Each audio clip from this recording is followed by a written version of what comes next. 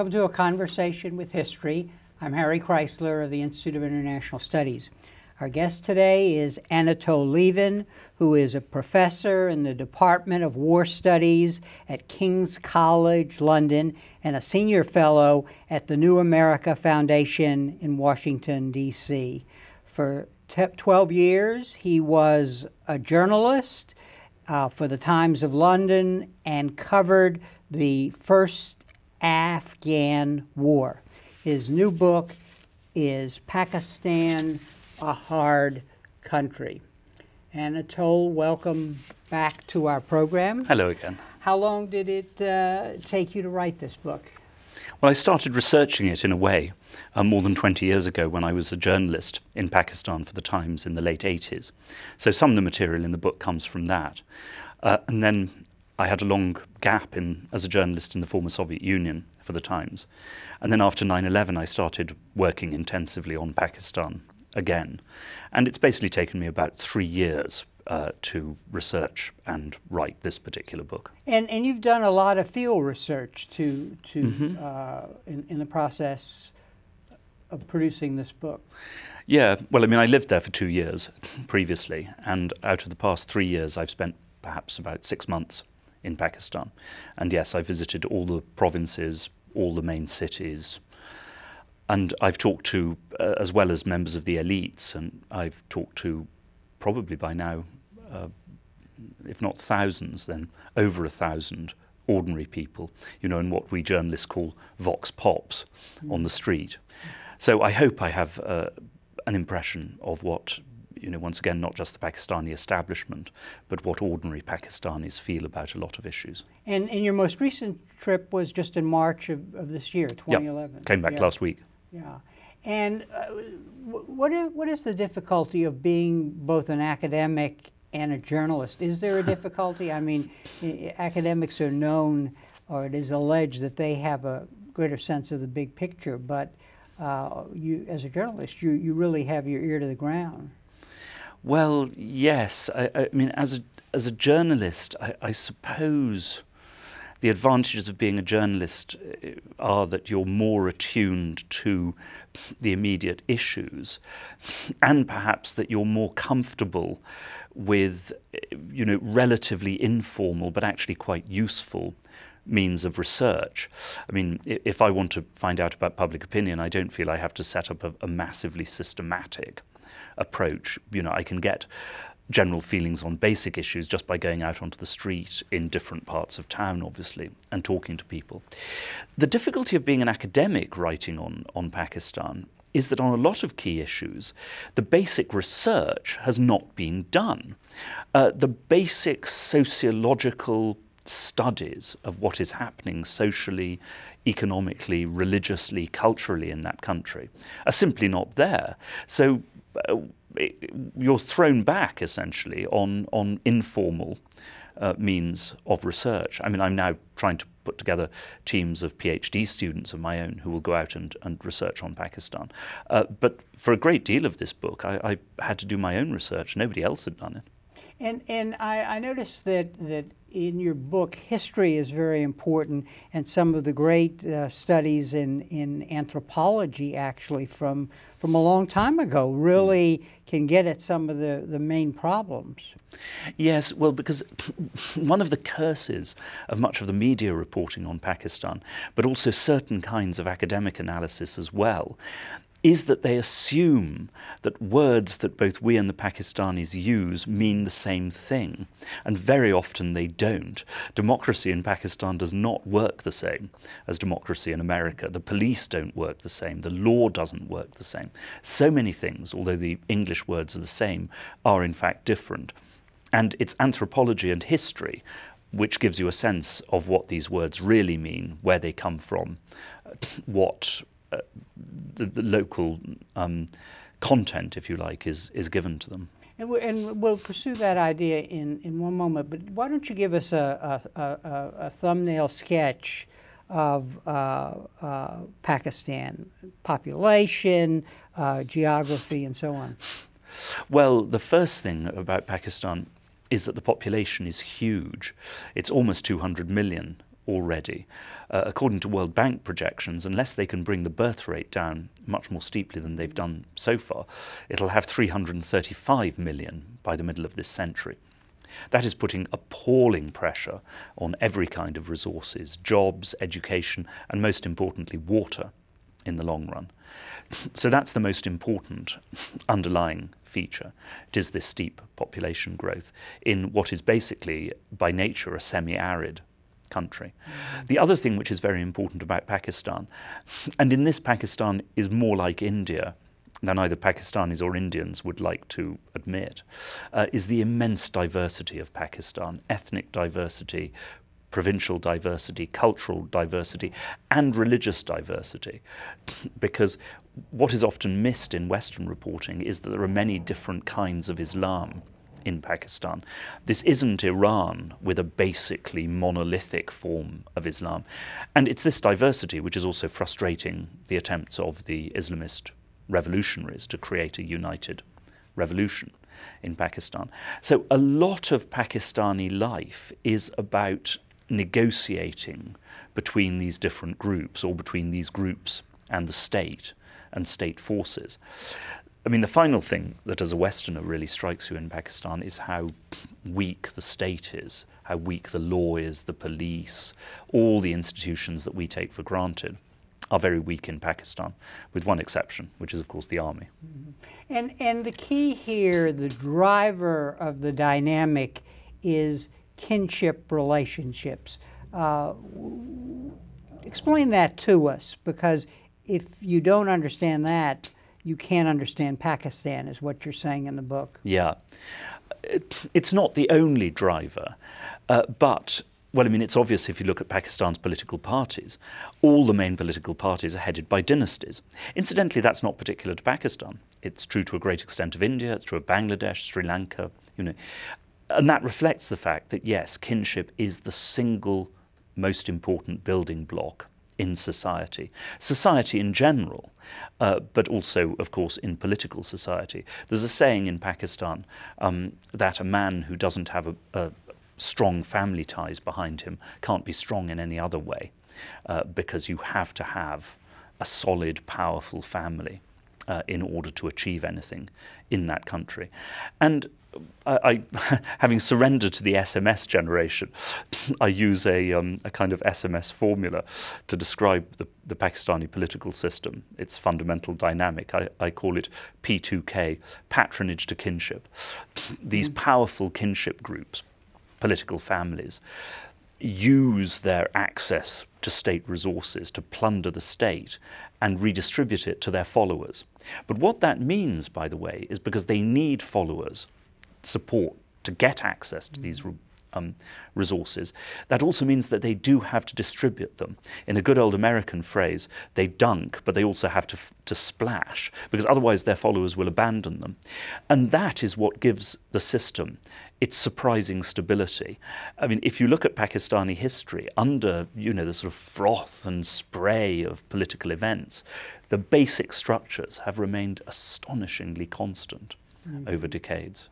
And you make the point that there are two sources of partial modernity, of transforming the system, one from the West, and in a funny kind of way, the Islamicists. And in both cases, neither succeed because of this kinship network and the use of patronage.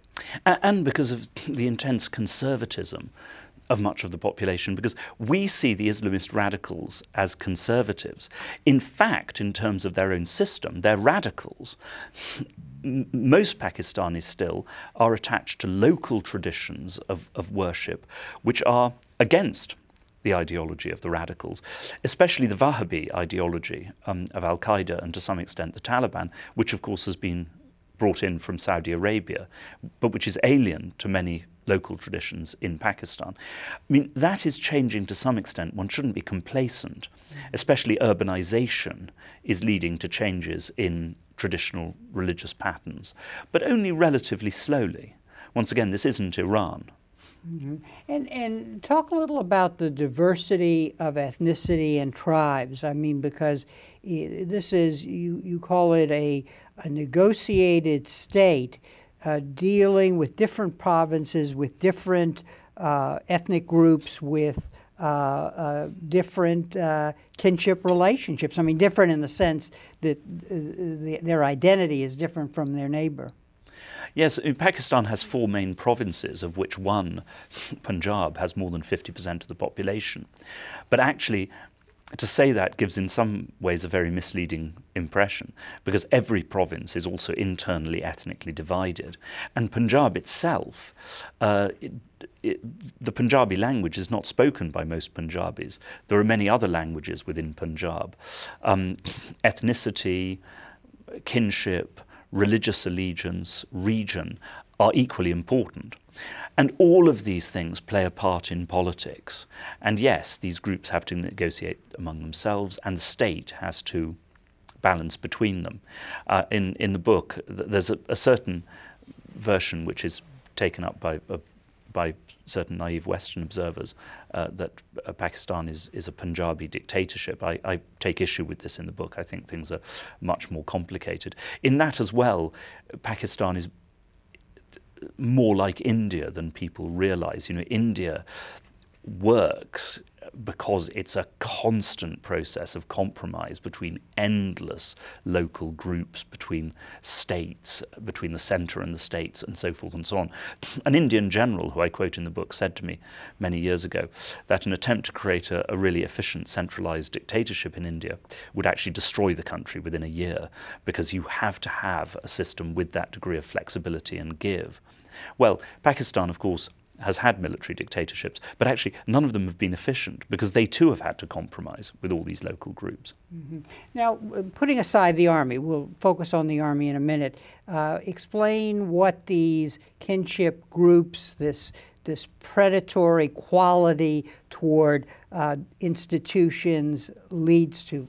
Talk about the police, the political parties. I mean, to what extent, because of this system, are they not what they appear to be in Western terms? Well, the clearest problem is that Pakistan has the lowest rates of tax collection in South Asia, less than 10%. India has 17%. The others are scattered in the middle. The state is too weak to force these powerful groups in society to pay taxes. You could say that's true in America as well, but in Pakistan it's much worse and in a different way, which means, of course, that the state cannot get most aspects of development done. It can't afford to educate the population. It can't afford to build the necessary things, and so forth and so on. But in addition, even those revenues that it does raise are to a great extent plundered by the political elites. But the important thing to note is that on the whole, they're not simply transferred. This isn't Nigeria. They're not simply transferred to bank accounts in London or New York or into Western property, because they have to be redistributed to followers. And that's what gives the system its stability, because a fair amount of the population does derive some benefit from this patronage, and this attaches them to the political elites, you see. And where is Pakistani nationalism in all of this? Does it not exist? And what you then have is different regional nationalisms, or even they don't exist? They coexist. There is such a thing as Pakistani nationalism, and it's very important in parts of Punjab, and it's very important above all, of course, in the Pakistani army, which is recruited from those parts of Punjab, and which, of course, regards itself as encapsulating Pakistani nationalism. But this nationalism coexists with all these other different allegiances at the same time. I'm also sorry to say that the Pakistani nationalism has proved very weak as a state-building force. It's proved pretty strong when it comes to sustaining hostility to India, and increasingly, I'm afraid, to the United States as well. Mm-hmm. And what about institutions such as the police and the judiciary? To what extent do they fulfill the Western definition of what police and judiciaries do. I'm not saying they should, but that is the way we measure them. Very little, to be honest. I mean, the police is deeply corrupt and incompetent, and largely in hock, of course, to local interest groups. It's relatively good at keeping basic order. In many ways, this is still a colonial police force. It operates under the British Indian Police Act of 1864. That's its basic, standard operating procedure. So, it's relatively good at cracking heads and stopping people from massacring each other or, launching mass demonstrations. But it's terribly bad at what we would regard as modern policing. And partly in consequence and partly for its own reasons, the judicial system as a whole is monstrously slow and corrupt. And this is one of the things which has given the Islamist radicals their chance in parts of the country, because the appeal of the Sharia, therefore, is extremely strong. Not really the Sharia as such, but the Sharia as a kind of code for a better, fairer, cheaper, more accessible form of justice, you see. What does corruption mean? What is it in a setting like this where kinship is so important? Well, it basically consists of using your support in society to get some kind of handle on the state, either as a civil servant or through elections, and then basically ripping off state resources, state contracts, licenses, that whole thing. But as I say, distributing some of the benefits. Corruption and patronage is one side of it. The other is protection. This is potentially, at least, a very violent society, and you need a grip on the state so that you can use the police to defend yourself against local rivals or to attack local rivals. Or if they try to use one police officer against you, you need to have another police officer to cancel that out. So protection is also a very important part of this equation.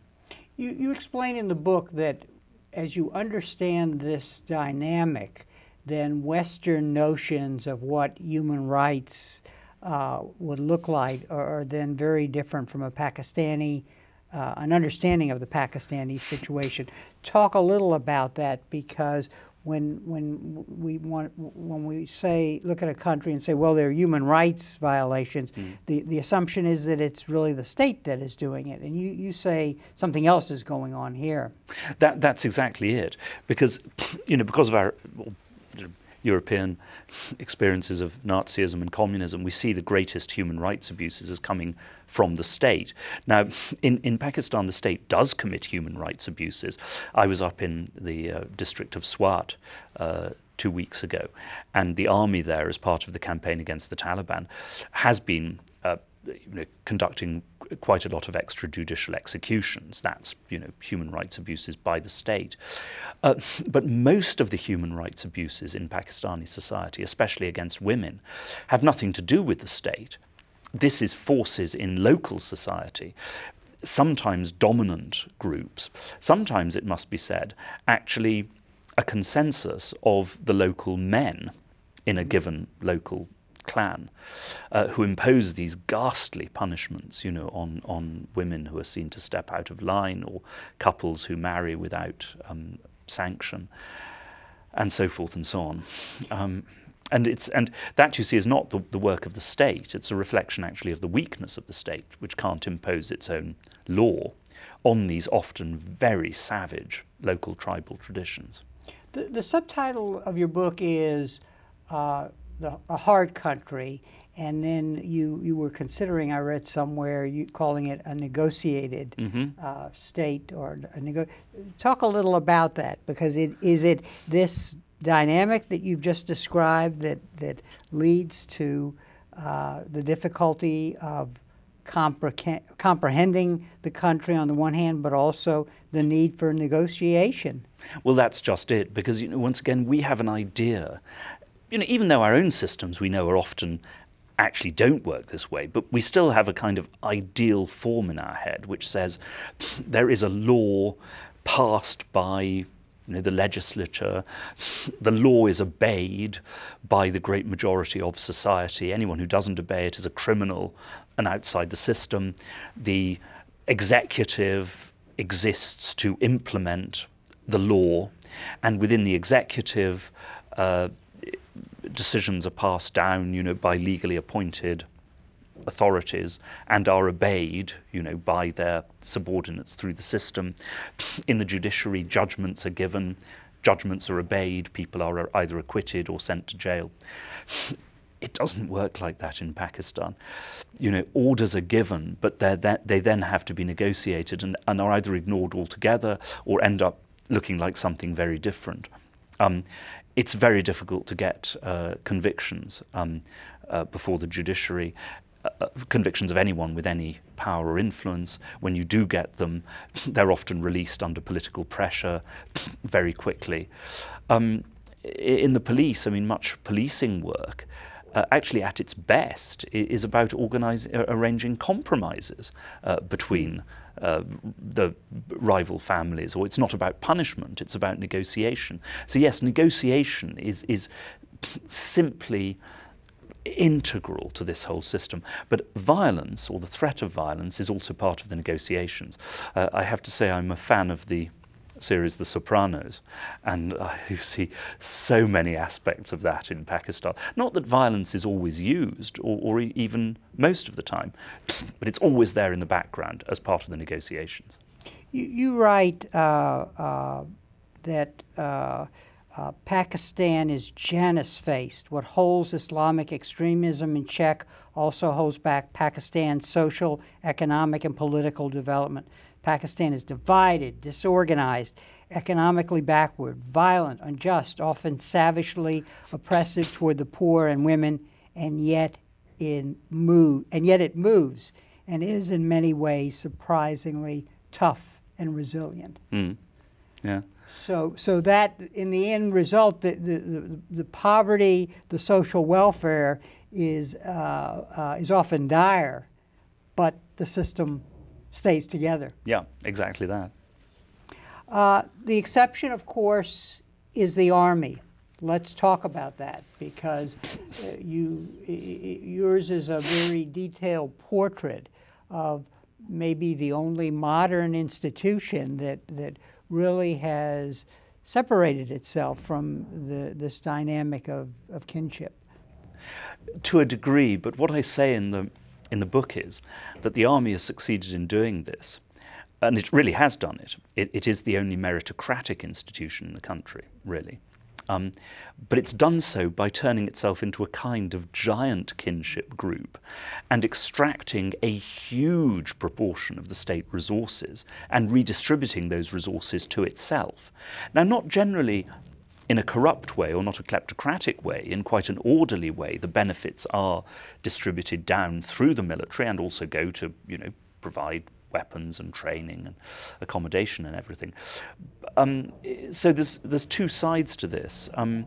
If the military were simply the Nigerian military, it would take all these resources and then it would just steal them. The generals would steal them, transfer them to bank accounts in London, and so forth. But equally, without all those resources, the army couldn't be honest and meritocratic in the way that it is. Because, the classic thing I describe in the book, a journalist friend talking about two friends of his who are retiring in the next year. A general, a colonel, I think, and a police officer. The colonel has waiting for him a job with a military industry, a plot of land, which he's been able to buy on very easy terms, with a nice house, and therefore a comfortable, secure retirement. The police officer has none of these things. Therefore, the colonel can afford to be honest. He doesn't steal from the military. You could call giving him cheap land a form of corruption, but that's a bit like, US generals stepping into jobs with the military-industrial complex. The superintendent of police has to steal. He has to be corrupt in order to secure his retirement. So these two things go together. I mean, the Pakistani military is an impressive institution, but it couldn't be an impressive institution if it didn't have such a disproportionately huge chunk of the resources of the Pakistani state. So in what you're saying is that the military, in addition to being a military and all that goes with that, has also embraced a social welfare system for its own soldiers. Yes. But also it's a business enterprise, basically, with the management of companies. So it's a mini state within a weak state. Absolutely. And if you like cornflakes, then every day at breakfast you will eat Fauji cornflakes, army cornflakes, which are produced by one of the army's industries, you see. Yes, just that.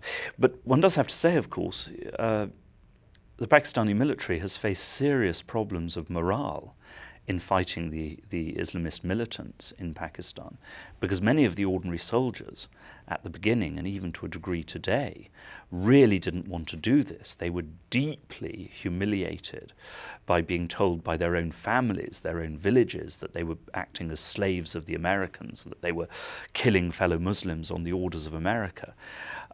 Now, in these circumstances, anything that helps maintain military morale, loyalty and discipline can't be altogether bad, because the consequences of a mutiny from below in the Pakistani army would be catastrophic.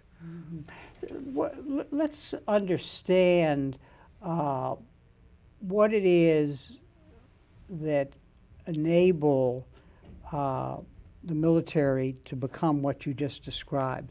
Is there a historical background dating from the British that led to their, on the one hand, isolation from society and the preservation of identity and integrity? Yes, I mean, the army is the one British instilled institution which has really worked. And one of the reasons for that is that the British did sort of fuse it with local warrior traditions, so that the profession of arms, if you will, always had great prestige in that society. And rather a good synthesis was created out of those two things. Whereas trying to create a synthesis between the British civil service tradition and an utterly different local tradition of government was much more difficult and has largely failed. So yes, I mean, the British, well, if you basically approve of the Pakistani army, then you could say that the British did achieve something there. And what is the ethnic makeup of the soldiers? Is it representative of the country as a whole? Not at all. Yeah. The officer corps, yes. You know, if you look at the military rulers of Pakistan, they have come from a range, or the chiefs of staff, a range of very different backgrounds. Look at Musharraf, you know, he was a middle-class Muhajir from Karachi, born originally in India. But the rank and file are still chiefly, though no longer exclusively, from those areas from which the British drew their recruits, which is to say a few districts of northwestern Punjab and the Pashtuns or Pathans of the northwest frontier province. And that also creates a certain problem, because those are areas, of course, where the Pakistani Taliban has made very great inroads, which is another reason why, you know, you do have to worry in certain circumstances about the morale and will of the military to fight. So that the mission, I assume you're saying that the perception of the public in Pakistan toward the military up until this point has remained very positive. Now, is that correct? Well, it comes and goes, you see. That the thing is that when the military takes political power, it always over time greatly damages its prestige, because government in Pakistan is always unpopular, because government simply cannot do what ordinary people want or need, and government is always corrupt, and so whether it's a military government or a civilian government. So after a period of military rule, the military becomes unpopular again. But then after a while, the politicians, of course, disgrace themselves. The military re-establishes its prestige as a sort of neutral defender of the country.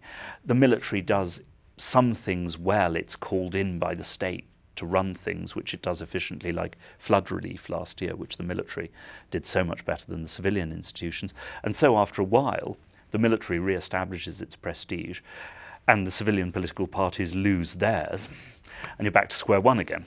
Mm-hmm. Now, the whole key to military identity is the relationship with India, the perception of India. Mm-hmm. Talk about that, because that is really the heart of many of the problems in this region. Yeah. Well, Pakistan went to war with India within 2 months of its independence. Pakistan was, of course, also born in the most sort of savage communal massacres between Hindus, Sikhs and Muslims, and which particularly affected Punjab, from which most of the soldiers are drawn. So the social legacy of hostility to India is enormous. Incidentally, it should be said that this is true to a considerable extent on the Indian side as well. I mean, there is also, of course, deep Indian hostility to Pakistan. This was then confirmed over the years by these endless low-level battles over Kashmir. And virtually every Pakistani soldier, like many Indian soldiers, has spent large parts of their career deployed on the border in Kashmir, taking occasional pot shots at the Indians. So this has made not just hostility to India, but specifically commitment to the quote-unquote liberation of Kashmir from India, a very, very important element in military thinking. And Kashmir is a contested area between India and Pakistan since the founding of both states.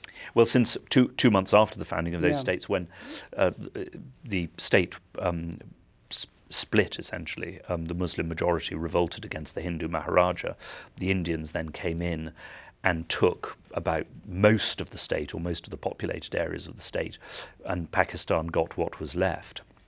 And ever since then, the Pakistanis have dreamed, by one means or another, of pushing the Indians out. Now, the most important thing, of course, over the past 20 years, has been that the Pakistani military tried to use Islamist militant groups to attack the Indians, first in Kashmir and then more widely, to try to drive the Indians out by guerrilla warfare and terrorism. And that, both, of course, absolutely infuriated the Indians. It didn't achieve anything for Pakistan at all, but it also contributed to strengthening these militant groups within Pakistan itself. And some of these groups, or their followers, have now gone to support the Pakistani Taliban in rebellion against the Pakistani state. Now, as a realist, explain to us how size matters here, the size of the Indian military versus the size of the Pakistani military. Well, it's becoming, I mean, simply, so disproportionate that even many Pakistani generals now recognize that this simply cannot be sustained in the long run. Mm-hmm. The Indian military budget for this year, if I remember rightly, is $37 billion equivalent. The Pakistani military budget is $4 billion. The Indian economy, of course, is rising at a rate more than twice that of Pakistan. If you look into the future, Pakistan's ability to sustain this rivalry looks simply impossible. And so there is now the beginning of serious thought in Pakistan, which Musharraf reflected very strongly, that we do need to work out some kind of compromise with the Indians. The problem is, though, that the Indians, because they're getting so much stronger and because they're very angry with the Pakistanis about these terrorist attacks, are not really in any mood to compromise, most of them. Even though they could actually, by now, I think, get by far the greater part of what they want if they were prepared really to save Pakistan's face with, certain kind of paper concessions. Sorry. Well, it's just that I'm not sure the Indian political system can generate those concessions. It's a bit like the Israelis and the Palestinians. So for Pakistan, Afghanistan is critical to its perception of India, and it leads to a fear that if India dominates a future Afghanistan in alliance with the northern tribes in Afghanistan, then Pakistan feels threatened by that and encircled. Precisely, yeah. I mean, that is the driving force now of Pakistani shelter for the Afghan Taliban, shall we say, the most important thing. Not the only force. I mean, the other thing that people often forget is that the Afghan Taliban have absolutely overwhelming sympathy within Pakistani society. Not as an ideological force, but as a force of what is seen, I'm sorry to say, as legitimate resistance against American occupation of Afghanistan. So these two things go together, the strategic calculations of the Pakistani military and the sentiments of the Pakistani masses, especially, of course, the Pashtuns along the border. But I don't think that this is set in stone. There are now really serious proposals being made in private by the Pakistani Chief of Staff, General Kayani, to America, proposals for a peace settlement in Afghanistan, which would embody the Taliban, but which would not give the Taliban control or domination of Afghanistan. So it's not that the Pakistanis are now dreaming, as they did in the 1990s, of simply turning Afghanistan into a client state of their own. They've learned that that doesn't work and is certainly not going to happen. But at the same time, they do very strongly believe that any peace settlement will have to involve a deal with the Taliban. Now, explain to our audience the relationship of the military to the ISI, the intelligence services, and then both of their relationships to the Afghan Taliban. Well, the ISI are the principal military intelligence service. There are others, but they needn't concern us. The ISI was tasked in the 1980s when I was there with supporting the Afghan Mujahideen. They cooperated with the CIA to back the Afghan Mujahideen against the Soviets and their communist allies. The ISI was also tasked with backing the militant groups who were conducting the jihad in Kashmir against India in the 1990s. Now, the ISI as a whole is simply part of the military. The present Chief of Staff, General Kayani, was previously head of the ISI. The senior commanders of the ISI are seconded military officers, not professional spies. So this notion that the ISI can make separate strategies is not true and is sometimes used as a convenient excuse, I think, by the Pakistani military to try to sort of evade responsibility.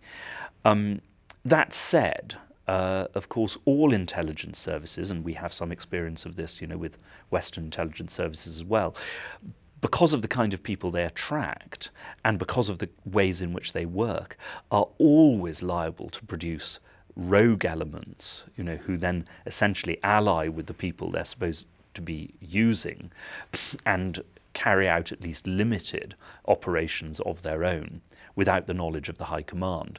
So what I would say is the notion of the ISI as a separate institution is wrong, but undoubtedly you have individual ISI people who pursue their own agendas, and pretty often, I'm afraid, through by now more than 20 years of working closely with jihadi groups, those agendas are often jihadi.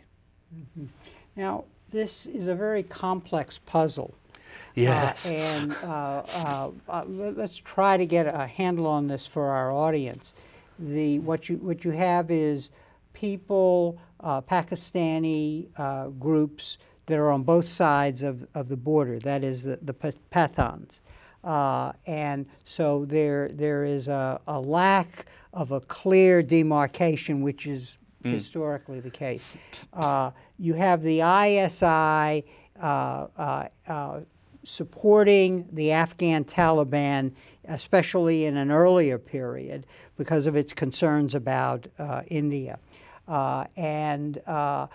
You have tribal regions on the border, which historically Pakistan has never really controlled.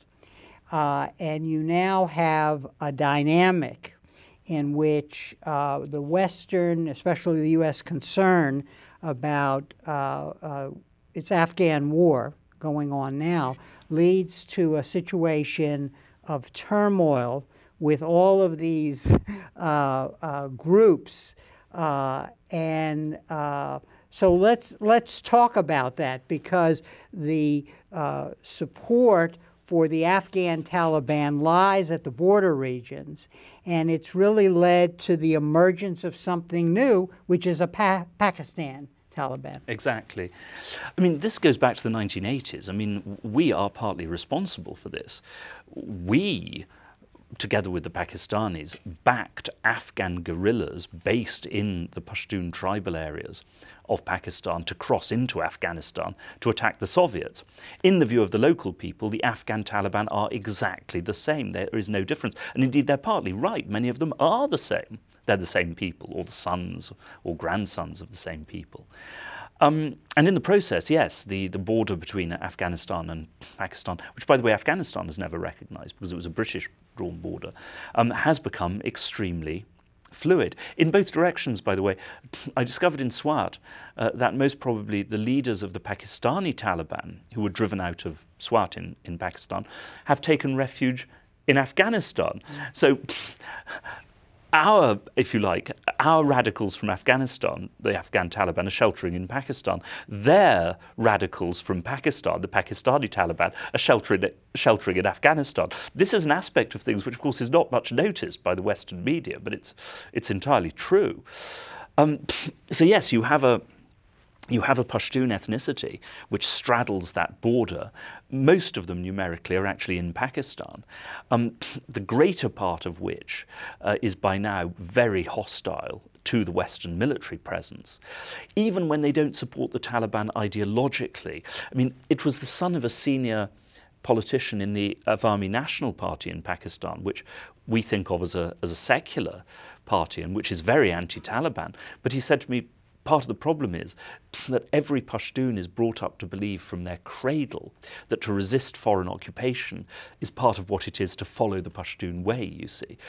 So the Taliban, when they appeal to people, when they say we're just trying to liberate our countries from the infidel American occupier, that has tremendous resonance in Pashtun culture.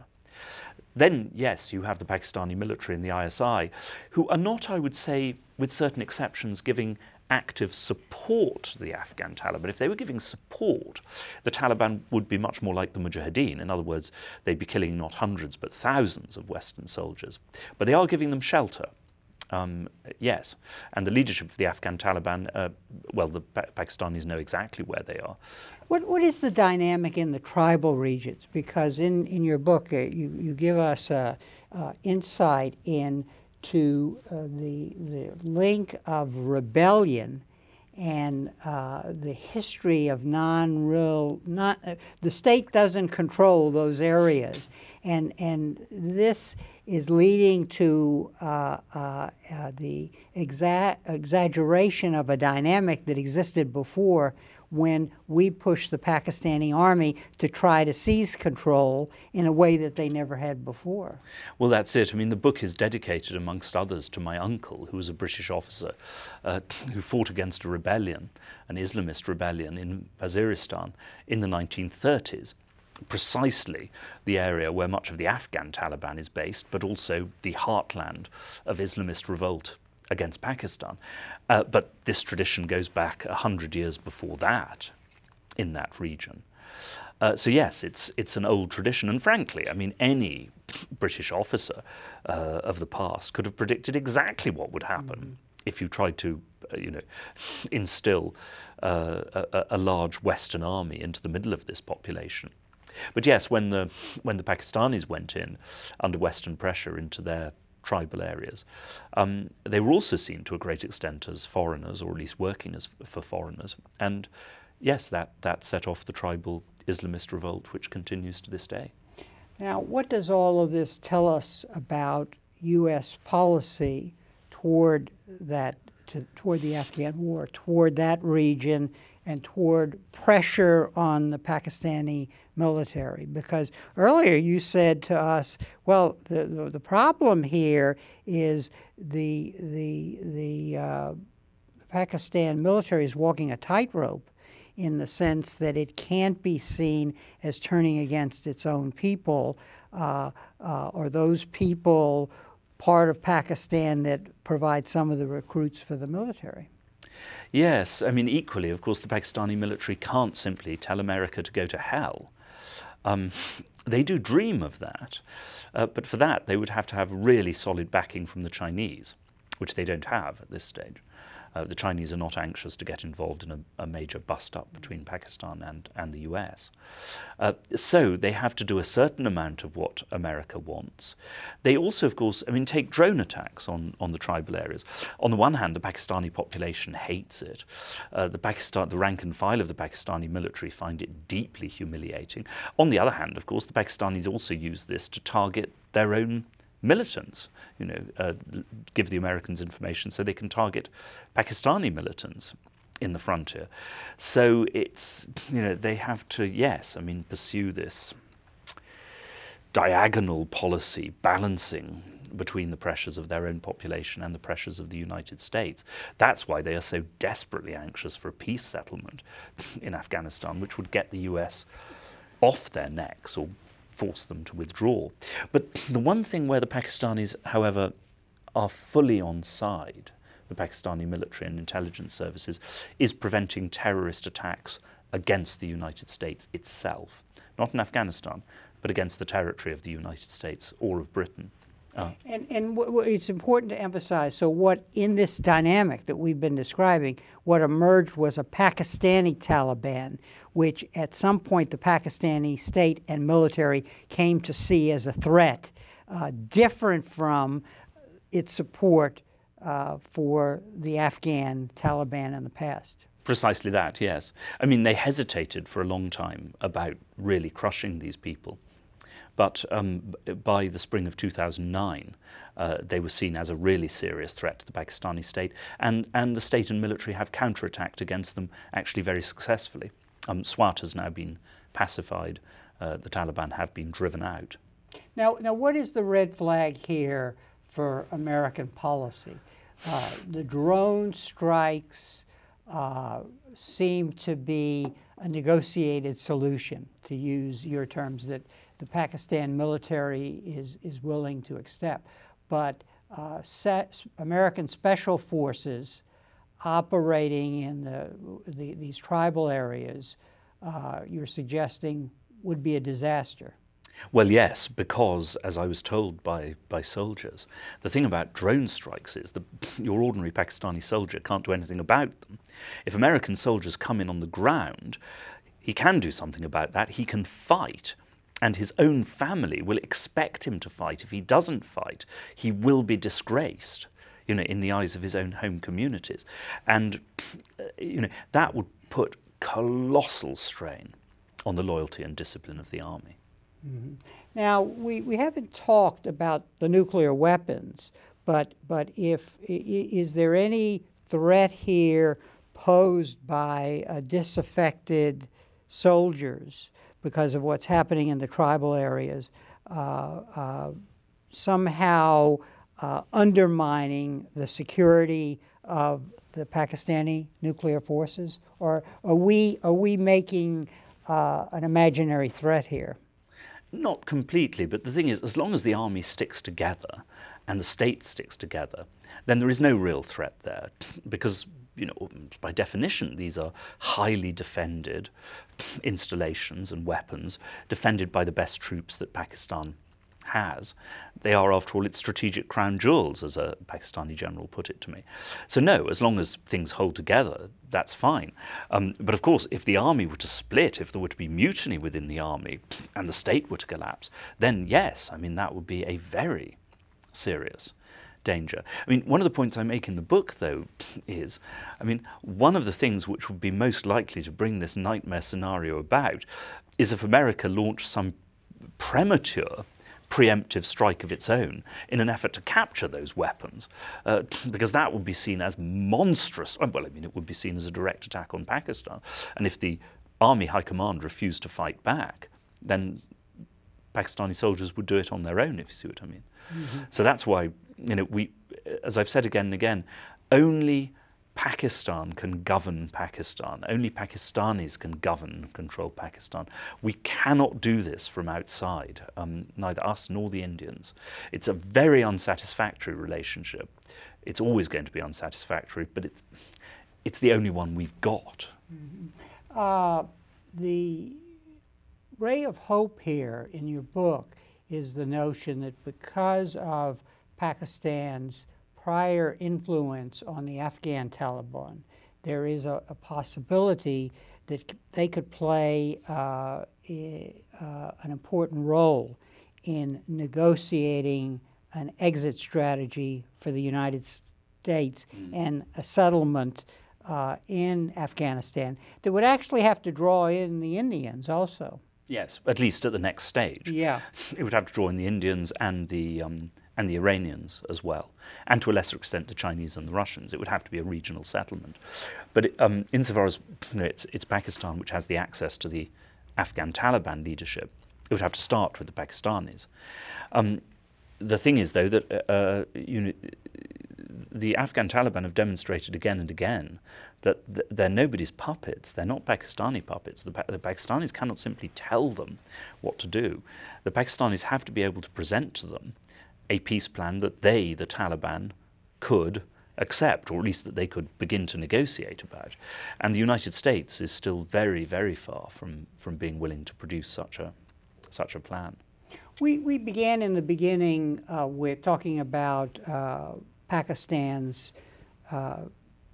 physical situation, its geography, and so on. And one of the important points in your book is that because it is in a valley around the Indus River, it really is vulnerable to climate change. And ironically, if we begin having more and more floods, Pakistan could really become a basket case, and who is going to be able to come in and aid their own people? Talk a little about that, because the Islamists have appeared to be able to do some of that when it's the Islamists and the army who seem to be able to respond to disasters. Well, in terms of immediate humanitarian relief, yes. Yes. But neither of them have a solution to the desperate long-term structural problems, which are basically summed up by the fact that by the middle of this century, unless Pakistan can bring its birth rate down radically, there will be 335 million people living in what is naturally a semi-arid or even completely arid part of the world. Now, they have, since British days, transformed much of their system through irrigation, but the irrigation is terribly wasteful and is horribly badly maintained. So you need both a huge investment in infrastructure, rebuilding, maintenance, but I mean on a scale that Pakistan itself cannot possibly afford. The figure that I've seen floated is something in the region of $170 billion. But you also need just much more efficient use of agriculture. At present, it works basically on flood technology. You just flood the fields. A form of technology going back to ancient Egypt 5,000 years ago. There are far more efficient ways of doing this, but of course that too will require education, incentives, all this kind of thing, which the Pakistani state at present is not capable of creating. And the threat is, of course, coupled with this huge rise in population, that you will begin to have in certain areas, I mean, in the fairly near future actually, such water shortages that the population will actually have to start leaving the countryside and pouring into the towns. This then will worsen every social tension, increase support for radicalization, increase local ethnic tensions. Fascinating, Anatol. Thank you again for joining us on our program. And thank you very much for joining us for this conversation with history.